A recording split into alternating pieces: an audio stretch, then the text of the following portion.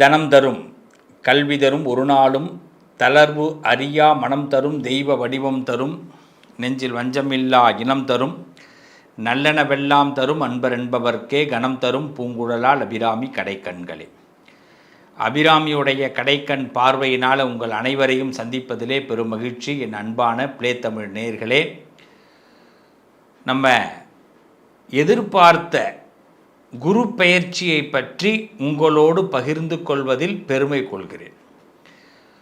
ஏன்னா எல்லா பெயர்ச்சியை விட குரு பெயர்ச்சிக்கு மிகப்பெரிய ஒரு சக்தி உண்டு. அது எப்படிப்பட்ட சக்தி அப்படின்னா, இன்னி வரைக்கும் நம்மளை யாராவது ஒருத்தவங்க வழி நடத்தலை, ஒருத்தவங்க வாய்ப்பு கொடுக்கலை அப்படின்னா நம்ம முன்னுக்கு வர முடியாது. அப்போ யாரோ ஒருத்தவங்க நம்மளை வழி நடத்தணும், யாராவது ஒருத்தவங்க நமக்கு ஒரு வாய்ப்பு கொடுக்கணும். அப்படி வாய்ப்பு கொடுத்து வழி நடத்தினா தான் வாழ்க்கையில் டெவலப்மெண்ட்டு வரும். இதுதான் ஒரு நல்ல முடிவு, அதுதான் 100% வெற்றி. சில பேர் சொல்லுவாங்க நானே முன்னுக்கு வந்தேன் அப்படின்வாங்க. நானே முன்னுக்கு வந்தேனாலும் யாரோ ஒருத்தவங்க கனெக்ஷன் கொடுத்துருப்பான், சொந்தக்காரன் இருக்காது. யாரோ பிரத்தியார் ஒரு தெரியாத முகம் நம்மளை லிஃப்ட் ஏற்றி விட்டுருக்கும். இதுதான் லைஃப்பில் நடந்திருக்கும். அப்போ அந்த இடத்துல தான் குரு நமக்கு ஹேண்டில் பண்ணுறார். இப்போ வழி தெரியாதவர்கள், நான் வழியை தொலைச்சிட்டேன், எனக்கு ஒரு வழி தெரியல, எனக்கு ஒரு பாதை தெரியல, என் லைஃப்பில் எனக்கு ஒரு சக்ஸஸ்ஃபுல்லான ஒரு மீட் நடக்கணும்னு நினைக்கிறேன், அது நடக்க மாட்டேங்குது, என் லைஃப்பில் இதெல்லாம் இழந்து நிற்கிறேன், எனக்கு ஏதாவது ஒரு பிடிமானத்தோடு நான் ஏறணும் அப்படின்னா இந்த குரு பெயர்ச்சி உங்களுக்கு சப்போர்ட் பண்ண போகுது. இது நிதர்சனமான உண்மை, நம்பி சொல்கிறேன். வருகின்ற மே மாதம் 26ஆம் தேதி காலையில் 11 மணிக்கு குரு பகவான் மிதுனத்திலிருந்து கடகராசியிலே பிரவேசம் செய்கிறார். மே மாதம் 26ஆம் தேதி காலையில் 11 மணி மிதுன ராசியிலிருந்து கடகராசிக்கு பிரவேசம் செய்கிறார். இந்த கடகத்தில் குரு வர்றதுனால ஏறத்தாழ ஒரு 12 வருஷத்துக்கு பிறகு மீண்டும் இந்த குரு பகவான் கடகத்துக்குள்ளே நுழைகிறார். என்ன அவ்வளோ பெரிய உத்தமமாக கடகம் அப்படின்னா, எஸ், கடகம் குரு உச்சம் பெற்ற வீடு. அப்படிப்பட்ட இடத்துக்குள்ளேயே குரு என்ட்ரி ஆகிறதுனால இந்த குரு பெயர்ச்சி எல்லாருக்குமே மிகப்பெரிய அற்புதங்களை, மிகப்பெரிய யோகங்களை கொடுக்க போகுது. பிளே தமிழ் நேயர்களே, அதில் எத்தனை சதவிகித வெற்றியோடு நாம் இருக்க போகிறோங்கிறத ஒவ்வொரு ராசிக்கு சொல்கிறேன். ஸ்கிப் பண்ணாமல் பாருங்கள். முடிவில் ஒரு ட்விஸ்ட் வச்சுருக்கிறேன், அந்த ட்விஸ்ட்டை கண்டிப்பாக பாருங்கள். மறக்க மனம் இல்லாதவர்கள், வெறுக்கும் குணம் இல்லாதவர்கள், இவங்க யாருன்னா மகர ராசிக்காரவங்க. ஒருத்தவங்களை வெறுக்கவும் தெரியாது, மறக்கவும் தெரியாது. சார் என்னால் மறக்க முடியல சார், அதான் சொல்லுங்க.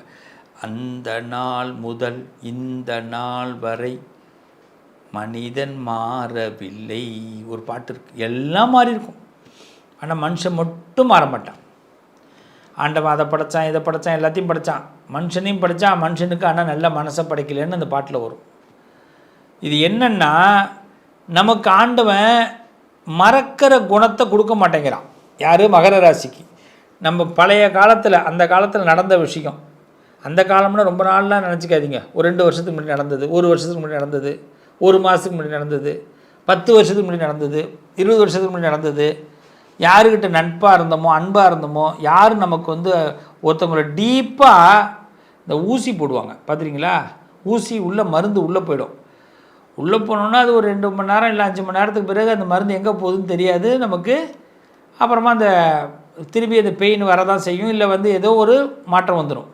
அந்த ஊசி மாதிரி உள்ளுக்குள்ளே அன்பு ஏறிடுச்சுன்னா அந்த அன்பை மறக்க தெரியாது நமக்கு. இந்த மறக்க தெரியாதவர்கள் தான் மகர ராசிக்காரர்கள். இது பல இடத்துல குத்திக்கிட்டே இருக்கும். அதுவும் பார்த்திங்கன்னா ரொம்ப நெருங்கி நண்பனாக ஆகிட்டோம், அதுவும் ஃப்ரெண்ட்ஷிப்பு, அதுவும் ஆண் பெண் 2 பேர் இப்படிலாம் ஒரு ஃப்ரெண்ட்ஷிப் ஏற்பட்டு, தோழன் தோழி இப்படிலாம் ஏற்பட்டால் அதுலேருந்து மீண்டு வரவே முடியாது. ஏதோ ஒரு இடத்துல அது குத்திக்கிட்டே இருக்கும், மறக்க முடியாது, மறுக்க முடியாது.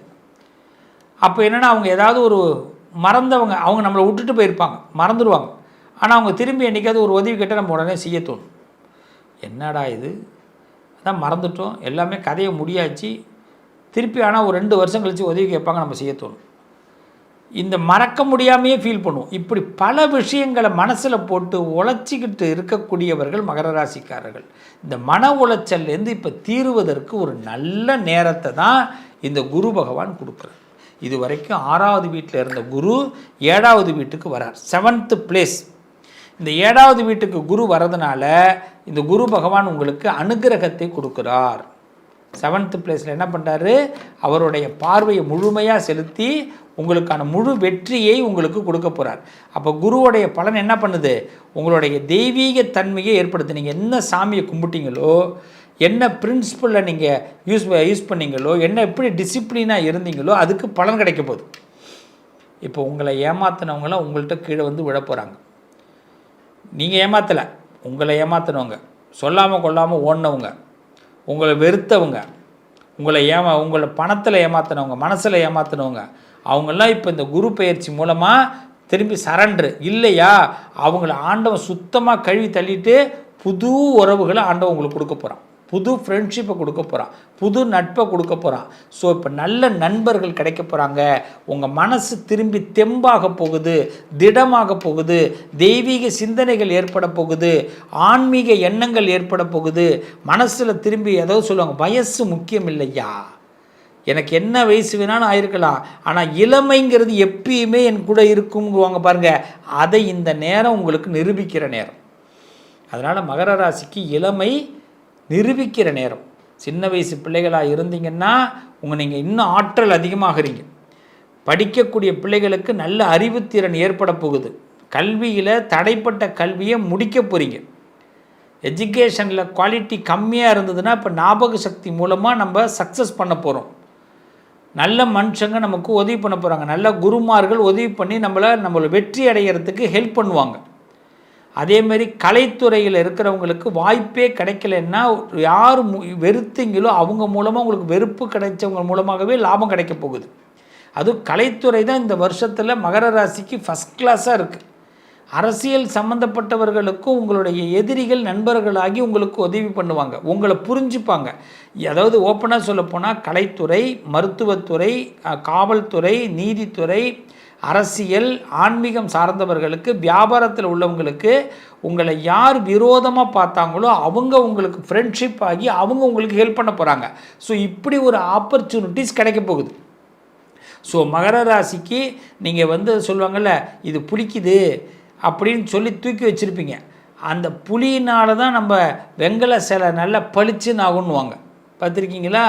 அது மாதிரி தான் இப்போ நீங்கள் வெங்கல சிலை உங்களுக்கு நல்லது நடக்க போகிறது. நீங்கள் ஒதுக்கி வச்ச ஒருத்தரால், ஒதுக்கி வச்ச ஒரு பொருளால், ஒதுக்கி வச்ச ஒரு எண்ணத்தால் அந்த எண்ணமே உங்களுக்கு லாபமாக மீண்டும் மாறப்போகுது. ஒதுக்கி வச்சதை சேர்த்துக்க போகிறீங்க, புரியுதுங்களா? இப்போ இது ஒரு குட் டைம். இது எப்போது, மே மாதம் 26ஆம் தேதி முதல் அக்டோபர் மாதம் 20ஆம் தேதி வரை நல்லா இருக்குங்க. அதுக்கு பிறகு அதிசாரத்தில் குரு பகவான் மாறுறார். எப்படின்னா ஒரே வருஷத்தில் 2 ட்ரிப் அடிக்கிறார். இப்போ எப்படின்னா இந்த அக்டோபர் மாதம் 20ஆம் தேதிக்கு பிறகு இந்த குரு பகவான் 7ஆம் இடத்துலேருந்து 8ஆம் இடத்துக்கு போகிறார், அஷ்டமத்தில், பிப்ரவரி 13 வரை. அந்த காலகட்டத்தில் என்னென்னா நம்மள யாரெல்லாம் வேவு பார்த்தாங்களோ அவங்கெல்லாம் நமக்கு தெரிஞ்சிருவாங்க. உங்களை யாரெல்லாம் வேவு பார்க்குறாங்க, யாரெல்லாம் உங்களுக்கு தொந்தரவு கொடுத்தாங்க, யாரெல்லாம் உங்களுக்கு செய்வேன கோளாறு, உங்களை கண் திருஷ்டி, இது மாதிரி உங்களை தப்பாக உங்களை முன்னேற விடாமல் தடுத்தாங்களோ அவங்களெல்லாம் ஆண்டவன் காட்டி கொடுத்துருவார்.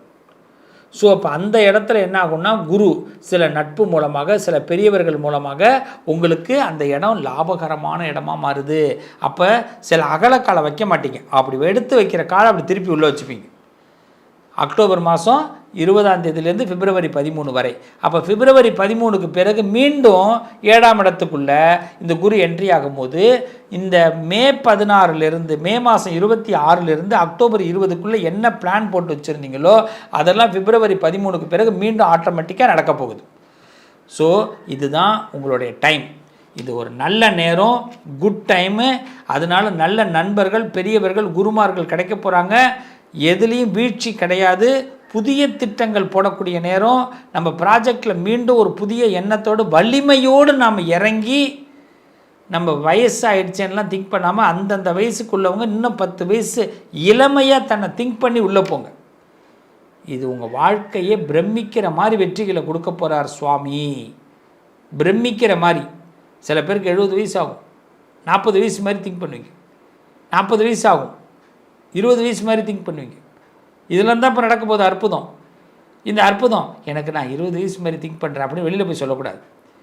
திங்கிங் நம்மக்கிட்ட இருக்கணும், செயலில் அதை காட்டணும். என்னங்க என்னாச்சு, இவ்வளோ இளமையாக இருக்காங்க, என்னாச்சு இவ்வளோ ஃபாஸ்ட்டாக மூவ் பண்ணுறாரு, பா வேற லெவல், அப்படி நம்மளை பாராட்டணும். இதை தான் குரு வாங்கி தர போகிறார். குரு என்ன பண்ண போகிறார், வாங்கி கொடுக்க போகிறார். நமக்கு நல்லதை வாங்கி கொடுக்க போகிறார், பேரை வாங்கி கொடுக்க போகிறார், புகழை வாங்கி கொடுக்க போகிறார், கௌரவத்தை வாங்கி கொடுக்க போகிறார். அதை வாங்கிறதுக்கு தகுதி நம்மள்கிட்ட இருக்குங்க. ஆக நல்ல சூழ்நிலைகளை மகரம் இப்போதைக்கு தக்க வைத்து கொள்வது நல்லது. மகர ராசிக்கு இது ஒரு சிறப்பான நேரம், ஒரு குட் டைம்ங்க. நல்லது நடக்கும். என்ன இந்த குரு பெயர்ச்சி பலனை பார்த்தீங்களா? ரொம்ப சிறப்பான ஒரு விஷயம் என்னன்னு தெரிஞ்சுக்கிட்டீங்களா? அப்போ எளிமையாக இந்த குரு பயிற்சியை நம்ம ஹேண்டில் பண்ணோம்னா நிச்சயமாக நமக்கு தோல்விங்கிற ஒரு விஷயம் வராது.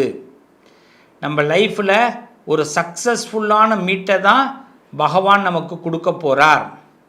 எல்லா சந்தர்ப்பங்களும், நீ சந்திக்கக்கூடிய எல்லா விஷயங்களும் வாழ்க்கையில் ஒரு பலனை கொடுக்கும். நாம் பேசக்கூடிய எல்லா செயல்களும் வாழ்க்கையில் ஒரு பலனை கொடுக்கும்.